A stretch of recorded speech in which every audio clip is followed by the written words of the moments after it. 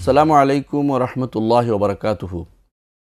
আলহামদুলিল্লাহি রাব্বিল আলামিন ওয়াসসালাতু ওয়াসসালামু আলা আশরাফিল আম্বিয়া ওয়াল মুরসালিন নবিয়িনা মুহাম্মদ ওয়া আলা আলিহি ওয়া আসহাবিহি আজমাইন ওয়া বা'দ। সম্মানিত দর্শকবৃন্দ, আমরা আলোচনা করছিলাম ইমাম আবু জাফর তাহাবী রাহমাতুল্লাহ আলাইহি রচিত বয়ান ইতিকাদ আহলে সুন্নাহ ওয়াল জামাআহ, আহলে সুন্নাহ ওয়াল জামাতের আকীদার বর্ণনা, যা বাংলায় ইমাম তাহাবীর আকীদা নামে বিখ্যাত। এই মতনটির একটি অংশের ব্যাখ্যা নিয়ে আমরা সেখানে ব্যাখ্যা করছিলাম। একটি ওনার ভাষ্যে তিনি বলেছিলেন, ওয়া নু'মিনু বিল বা'সি ওয়া জাযাইল আমাল ইয়াউমুল কিয়ামা ওয়াল আরদ ওয়াল হিসাব ওয়া কিরাআতিল কিতাব ওয়াস সাওয়াব ওয়াল ইকাব ওয়াস সিরাত ওয়াল মিজান।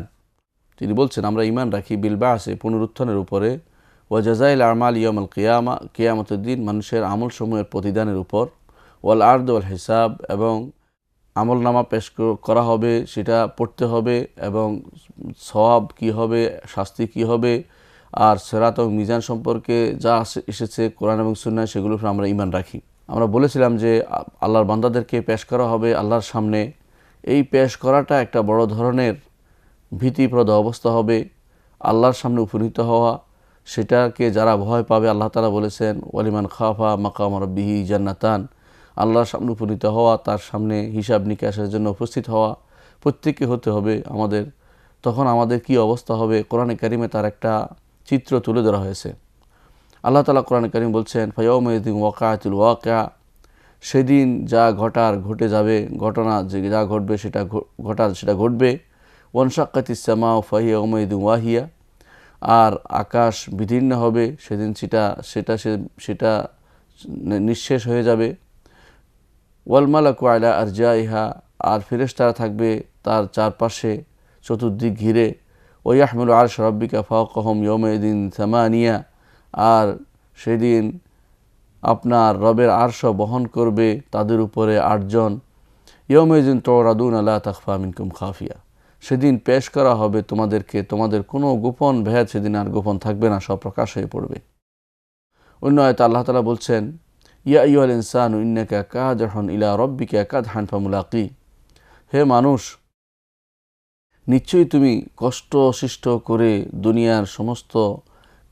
দুনিয়াতে যত রকমের তোমার ক্লেশ অনুভব করবে, কষ্ট করবে, যত বাধা বিপত্তি সব অতিক্রম করে তারপর তুমি তার কাছে যাবে, তার সাথে তুমি সাক্ষাৎ করবে। অর্থাৎ দুনিয়ার সমস্ত কষ্ট অনুভব করার পরে আল্লাহর সামনে গিয়ে উপস্থিত হবে।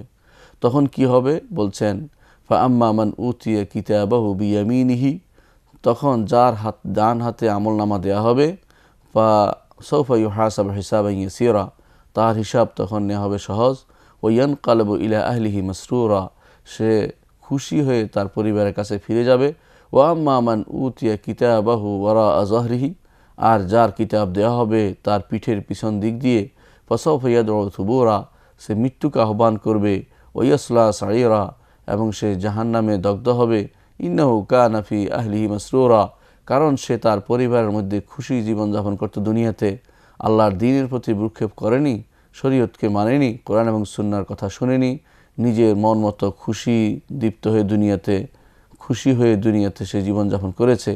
ইন্নাহু যান্না আল্লা ইয়াহুরা, সে মনে করছে যে তার অবস্থার পরিবর্তন হবে না, এই অবস্থা বুঝি বিরাজ করবে, দুনিয়াতে ভালো আছে আখিরাতে ভালো থাকবে সেটা মনে করছে।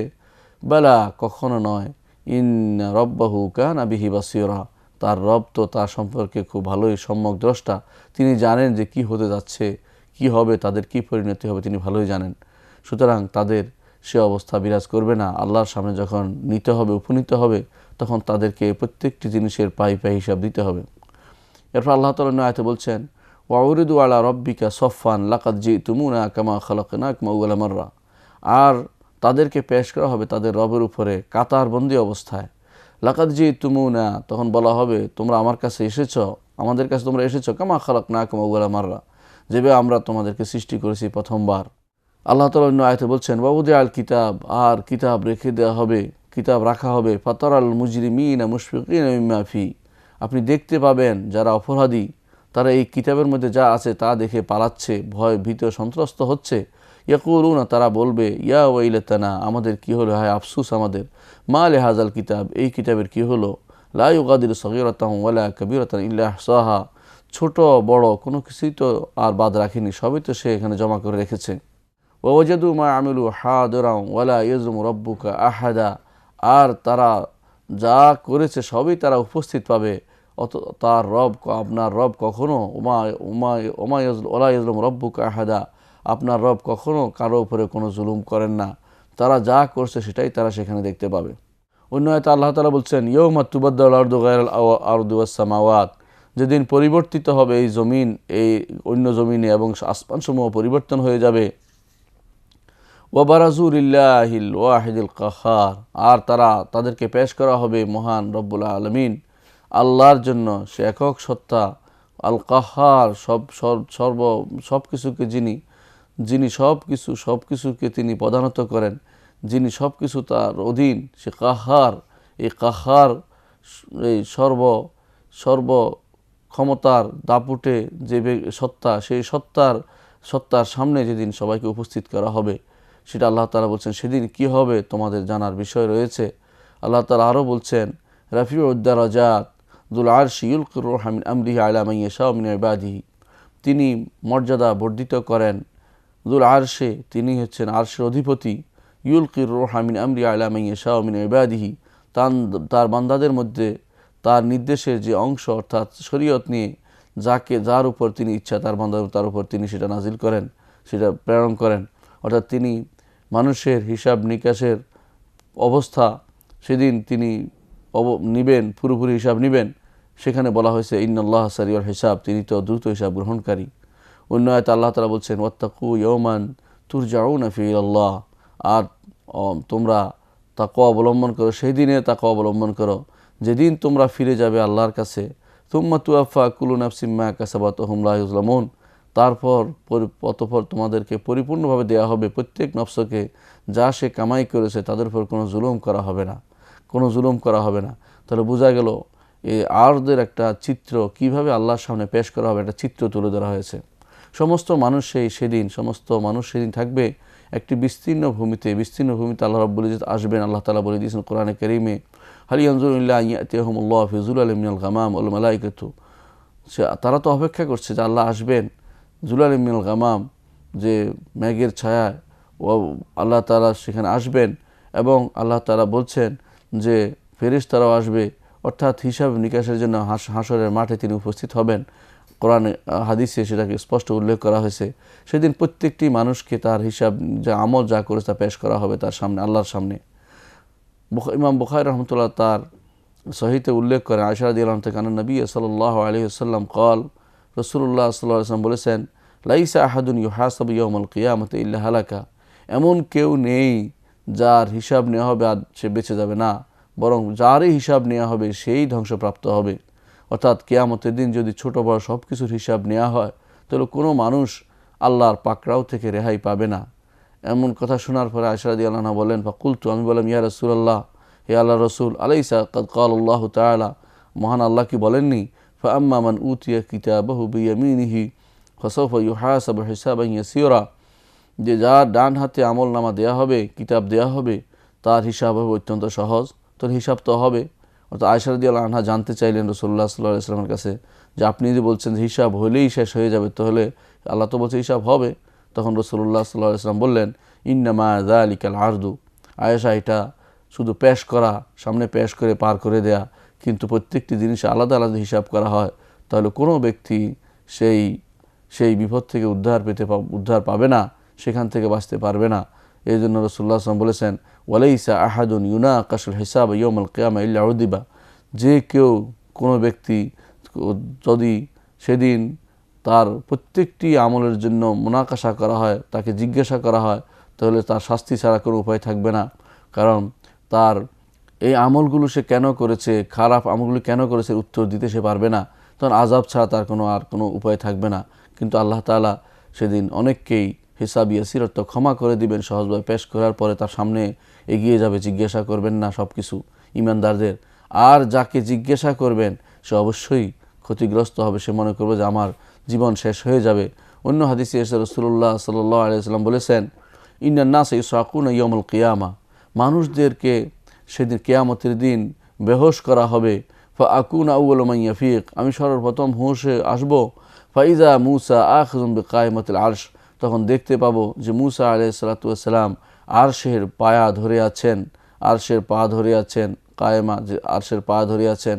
ফালা আদরি আফাকা কাবলি, আমি জানি না তিনি কি আমার আগে হুঁশ হয়েছে, আও জুজিয়া বিসারাকাতিন ইয়াউমুত তুর, নাকি তিনি যে দুনিয়ার বুকে তুর পাহাড়ে যে তিনি বেহুঁশ হয়ে গিয়েছিলেন সেটার কারণে এখন তিনি আর বেহুঁশ হননি, সেটা এই ঘটনা ঘটেছে, নাকি তিনি আমার আগে হুঁশ পেয়েছেন, এটা আমি জানি না। এই যে হাসরের মাঠে যে বেহুঁশ হবে, এটা হচ্ছে আল্লাহ তাআলা এই বেহুঁশ অবস্থায় আল্লাহ তাআলা আসবেন মানুষদেরকে অবস্থায়, তিনি হাসরের মাঠে আসবেন মানুষদের যেন মানুষ বিচার ফয়সালা করার জন্য তিনি হাসরের মাঠে উপস্থিত হবেন। এই জন্য এই আশা অবস্থায় কি হবে, সমস্ত জমিন যে সেই জমিন নতুন জমিন যেটা হবে সেই জমিন আলোতে উদ্ভাসিত হয়ে যাবে এবং সেখানে আলোতে উদ্ভাসিত হওয়ার পরে সেখানে আল্লাহ রাব্বুল ইজ্জত বিচার কার্য শুরু করবেন। হাদিসে এসেছে রাসূলুল্লাহ সাল্লাল্লাহু আলাইহি ওয়াসাল্লাম বলেছেন, ইন্নান নাসা ইয়াউমুনা ইয়াউমাল কিয়ামা, মানুষদের হাসরের দিন কিয়ামতের দিন মানুষদেরকে বেহুঁশ করা হবে। ফাআকুনু আউয়াল মান তানশাক্কু আন আরদ, প্রথম আমি জমিন থেকে বের হয়ে সেখানে উপস্থিত যখন হব তখন দেখতে পাবো মানুষ যে মুসা আলাইহিস সালাম আরশের পা ধরে আছেন। আমি জানি না আরশের এই পায়া তার ধরাটা কি দুনিয়ার বুকের জন্য, দুনিয়ার বুকে তার যে দুনিয়ার বুকে একবার তিনি বেহুঁশ হয়েছিলেন তুর পাহাড়ে, যখন আল্লাহ তাআলার কাছে তিনি আবদার করেছিলেন যে আল্লাহ রাব্বি আরিনি, আল্লাহ তাআলা বলেছেন যে লান তারানি ওয়ালাকিন উনজুরিল জাবাল ফাইন ইসতাকাররা মাকানাহু ফাসাউফা তারানি ফালাম্মা তাজাল্লা রাব্বুহু লিল জাবালি জাআলাহু দাক্কান ওয়া খাররা মূসা সাইকা। মুসা আলাইহিস সালাম তখন বেহুঁশ হয়ে গিয়েছিলেন, আল্লাহ বলছিলেন যে আমাকে তুমি দুনিয়ার বুকে দেখতে পাবে না। তারপর আল্লাহ তাআলা তার নূরের পর্দা যখন ফেললেন তখন পাহাড় চূর্ণ হয়ে গেল, মুসা আলাইহিস সালাতু ওয়াস সালাম তখন বেহুঁশ হয়ে গেলেন। এই কারণে কি তিনি দুনিয়ার বুকে তিনি বেহুঁশ হওয়ার কারণে কি আখিরাতে তিনি বেহুঁশ হননি, নাকি তিনি রাসূলুল্লাহ সাল্লাল্লাহু আলাইহি ওয়াসাল্লাম পূর্বে তিনি হুঁশে এসেছেন? এই জিনিসটি রাসূলুল্লাহ সাল্লাল্লাহু আলাইহি ওয়াসাল্লাম বলেছেন, আমি জানি না যে এটা কোনটি হয়েছিল। তবে এটা সত্য যে আল্লাহ তাআলা হাসরের মাঠে আসবেন। তিনি আসার পরে এই বেহুঁশ অবস্থায় মানুষগুলো তার হুঁশ হয়ে দেখতে পাবে যে আল্লাহ রাব্বুল ইজ্জত তাদের বিচার কার্য শুরু করেছেন। এই অবস্থায় কি হবে? রাসূলুল্লাহ সাল্লাল্লাহু আলাইহি ওয়াসাল্লাম বলেছেন, ইউরাদুন নাস ইয়াউমাল কিয়ামা সালাসা আরসাতিন, মানুষদেরকে ইউরাদুন নাস ইয়াউমাল কিয়ামাতি সালাসা আরদাতিন, মানুষদেরকে কিয়ামতের দিন 3 বার পেশ করা হবে। ফারদাতানি জিদালুন ওয়া মাআদির, 2 বার পেশ করা হবে যেখানে ঝগড়া আছে, ওজোর পেশ করার বিষয় আছে। ও আরদাতুন, আরেকবার পেশ করা হবে তাতাইরুস সুহুফ, যেখানে তার আমল নামা উড়ে আসে তার হাতে পড়বে। ফামান উতিয়া কিতাবাহু বিয়ামিনিহি, যার ডান হাতে কিতাব এসে পড়বে। ওয়া হুসিবা হিসাবান ইয়াসীরা, তার হিসাব হবে সহজ হিসাব। দাখালাল জান্নাহ, সে জান্নাতে প্রবেশ করবে। ওমান উতিয়া কিতাবাহু বিশিমালি দাখালান নার, আর যার বাম হাতে কিতাব এসে পড়বে সে জাহান্নামে প্রবেশ করবে। ইমাম আহমদ হাদিসটি বর্ণনা করেছেন। এর অর্থ হচ্ছে মানুষকে বিভিন্নভাবে সেদিন তার সামনে হিসাব নিকাশের জন্য পেশ করা হবে। এই পেশ করার কারণ কি? কেন তাকে পেশ করা হবে মানুষদেরকে? প্রথমত আল্লাহ তাআলা হিসাব নেবেন, তাদেরকে যাজা দিবেন, তার প্রতিদান দিবেন। এই জিনিসটা তার সামনেই কেন আনবেন? এটা হচ্ছে বান্দাকে আল্লাহ তাআলা চাচ্ছেন যে সে কি কাজ করেছে দুনিয়ার বুকে, সেগুলি তাকে জানিয়ে দেবেন যে তুমি এটা করেছো, এটা করেছো। এবং বান্দা যদি মেনে নেয়, যদি তার দুনিয়ার বুকে অবাধ্য না হয়ে থাকে, অপরাধ করে আল্লাহর কাছে বিনয়ী থেকে থাকে, আল্লাহ তাআলা তখন তাকে সেভাবে পার করবেন, বলবেন হ্যাঁ, তাহলে আল্লাহ তাআলা তো হিসাব না নিয়ে তাকে পার করবেন, তাকে সামনে এগিয়ে দিবেন। আর যদি সে বলে কোনো রকমের ঘাট তেড়ামি করে, শুনতে না চায় যে আমার এই সমস্ত অপরাধ হয়নি, আমার উপর জুলুম করা হয়েছে, তখন আল্লাহ তাআলা প্রত্যেকটি জিনিসের জন্য তাকে জিজ্ঞাসাবাদ করবেন এবং সাক্ষী নিয়ে আসবেন। এটাই হচ্ছে আর হিসাব এবং জাযার মূল জিনিস, যে আল্লাহ তাআলা বান্দাকে জানিয়ে দেবেন যে তিনি জুলুম করেননি, তার ফেরেশতারা জুলুম করেনি, তার উপর কোনো জুলুম করা হচ্ছে না, তার আমলেই শুধুমাত্র এখন তাকে পেশ করে দেখানো হচ্ছে।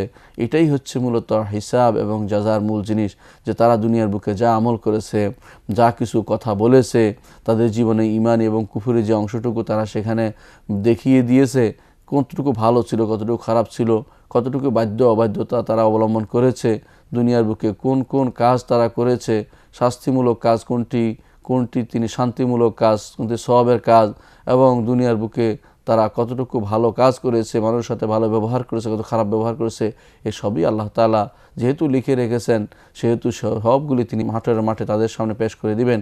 তারা সেগুলি বান্দারা সেগুলো দেখবে, দেখার পরে তারা দেখতে পাবে যে তাদের উপর প্রমাণ প্রতিষ্ঠিত হয়েছে।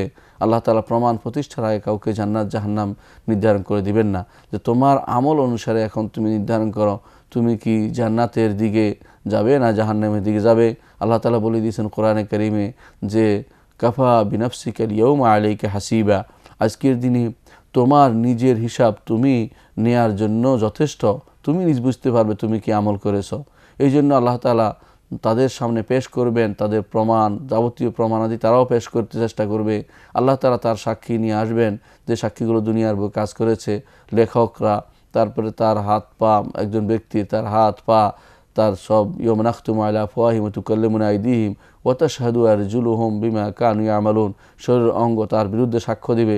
এইভাবে যার সাক্ষ্য শুরু হয়ে যাবে তার হচ্ছে সবচেয়ে ক্ষতিকর অবস্থা হবে, অর্থাৎ জাহান্নামে যাওয়া ছাড়া তার কোনো উপায় থাকবে না।